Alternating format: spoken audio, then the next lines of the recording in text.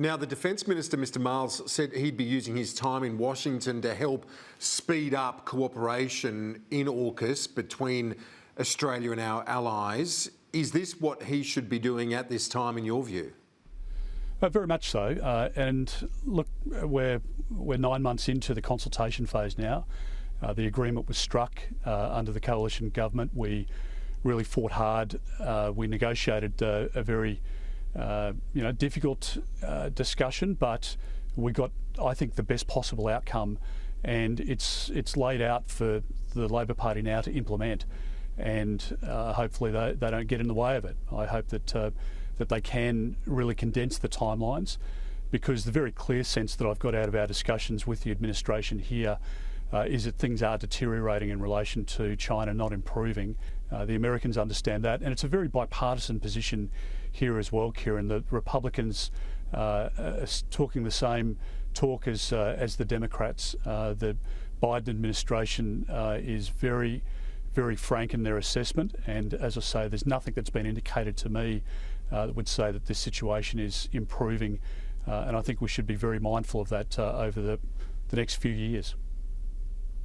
Now, given that, do you welcome the reboot in relations with China? We've seen ministerial level discussions resume, the Foreign Minister with her counterpart.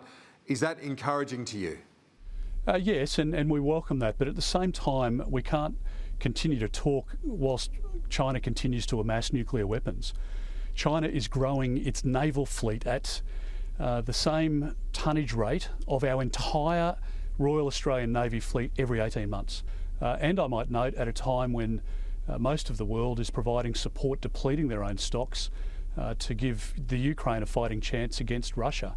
So it is a concerning time, but if Russia is just talking this out, if they're going through the motions and we hear the normal propaganda, then that is concerning, and the government should be asking of China that if they're conducting talks in good faith and negotiating in good faith, then a sign of that good faith would be pulling back on the rapid expansion of their military arsenal.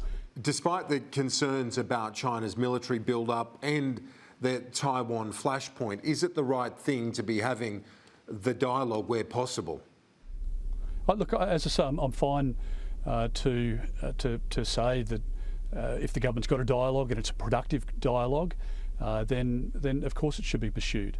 But if we're just being handled, then that's not a productive use of time. The Australian government needs to be serious in the discussions, and we need to ask China to explain the human rights abuses and to explain what's happening in relation to their military build-up, the attack on the P-8 surveillance aircraft only a couple of weeks ago, the surveillance of one of our ships within that contested area. I mean, these are all reasonable questions to ask, and I'm not aware that any of them have been asked by Penny Wong or by Richard Marles or indeed by the Prime Minister.